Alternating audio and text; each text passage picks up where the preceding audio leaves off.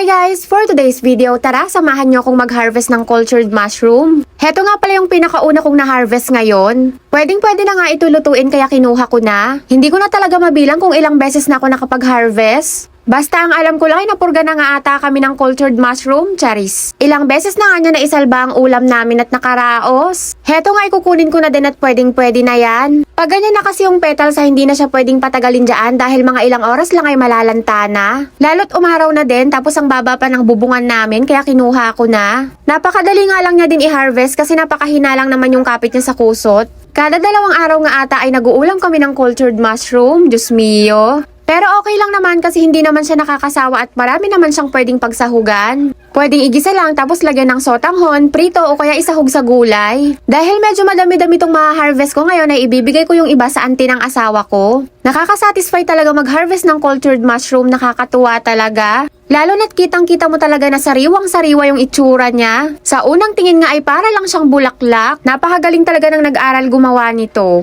Pero pag fruiting bag na talaga ay madali na lang patubuin. Ang mahirap nga pala dito ay ang pinaka-proseso kung paano gawin yung fruiting bag na yan. Sabi nga ng kapatid ng asawa ko ay halos 1 taon siya nag-aral bago niya ma-perfect. Sa ngayon nga ay may sarili na siyang farm. May sarili na nga rin silang mga product tulad ng chicharon, nachos at saka yung siomai. Kaya napakaganda din talaga tong negosyo na to at pumatok talaga. Napakadami na nga ding nagne-negosyo ng ganito ngayon. Bukod kasi yung mahal yung presyo niya ay seasonal din siya. Tapos napakadami mo pang pwedeng gawin sa kanya. Pwede mo siyang gawing chichirya, chicharon, at kung ano-ano pa. Kung may space nga lang dito sa amin ay gugustuhin kong magpatubo ng ganito. Kaso nga lang ay sobrang liit lang nitong kubo namin. Kung mapapansin nyo guys ay medyo maliliit na yung bunga niya dahil pang ilang bunga na yan. May ilang pirasong tumubo nga din dito sa likod at kukunin ko na din. At napansin ko nga ayon, medyo nga nalanta na yung isang petals niya. Kung mahuli nga lang ako ng ilang oras ay sigurado, masisira na yan. Hindi na kasi masarap pag nalanta na, mapait na yung lasa.